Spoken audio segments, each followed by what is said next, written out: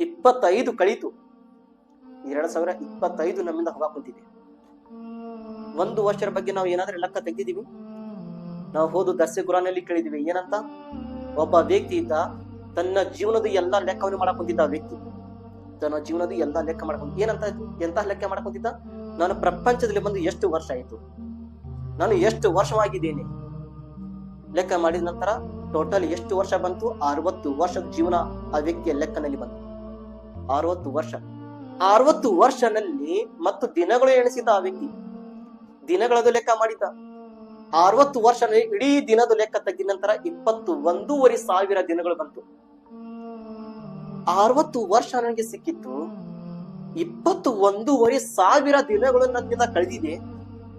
ಇದು ವಿಚಾರಣೆ ಮಾಡಿದ ನಂತರ ಆ ವ್ಯಕ್ತಿ ಬಹಳ ಜೋರಾಗಿ ಹೇಳಕ್ ಕುಂತಿದ್ರ, ದುಃಖದಿಂದ ಹಾಳಾಕ್ ಕುಂತಿದ್ದ. ಕೇಳಿದ್ರು ನೀ ಏಕೆ ಹಾಳಾಕ್ ಕುಂತಿದ್ಯಾ, ಅಳೋದು ಕಾರಣ ಏಕೆ? ಆ ವ್ಯಕ್ತಿ ಹೇಳಿದ, ನಾನು ಬಂದು 60 ವರ್ಷ ಆಯ್ತು ಪ್ರಪಂಚದಲ್ಲಿ, 60 ವರ್ಷ ನಾನು ಕಳೆದಿದ್ದೇನೆ. ಹೇಗೆ ಹೋತು 60 ವರ್ಷ ನನಗೆ ಗೊತ್ತಿಲ್ಲ. ನನ್ನಿಂದ ನಾನು ಎಷ್ಟು ವರ್ಷ ಬಂದು ನಾನು ನನಗೆ ಏನೇನು ಮಾಡಿದೆ ನನಗೆ ಗೊತ್ತಿಲ್ಲ. ನನ್ನಿಂದ ಹೇಗೆ ದೂರ ಆಯಿತು ನನಗೆ ಗೊತ್ತಿಲ್ಲ.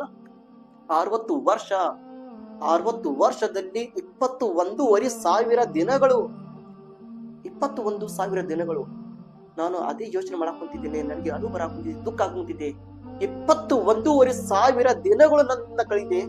ನಾನು ಒಂದೊಂದು ದಿನದಲ್ಲಿ ಒಂದೊಂದು ಪಾಪ ನನ್ನ ಹಿಡಿದಿದ್ರೆ 21,500 ಪಾಪ ನನ್ನ ಲೆಕ್ಕನಲ್ಲಿ ಬರಾಕ್ ಕುಂತಿದ್ದೆ.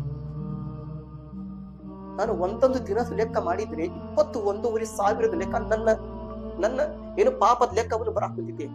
ಅದಕ್ಕೆ ನಾನು ಹಾಳಾಕ್ ಕುಂತಿದ್ದೇನೆ. ಯಾ ಅಲ್ಲಾ, ಇಷ್ಟು ವರ್ಷ ನನ್ನಿಂದ ಕಳೀತು. ಇವತ್ತು ಏನು ನಮ್ದು 2025 ನಮ್ದ ಹೋಗಾಕ್ ಕುಂತಿದ್ದೆ. ನಾವು ಎಷ್ಟು ವರ್ಷಕ್ಕೆ ಹುಟ್ಟಿದ್ದೀವಿ, ಎಷ್ಟು ವರ್ಷ ನಾವು ಪ್ರಪಂಚ ನೋಡ್ಕೊಂಡು ಬಂದಿದ್ದೀವಿ.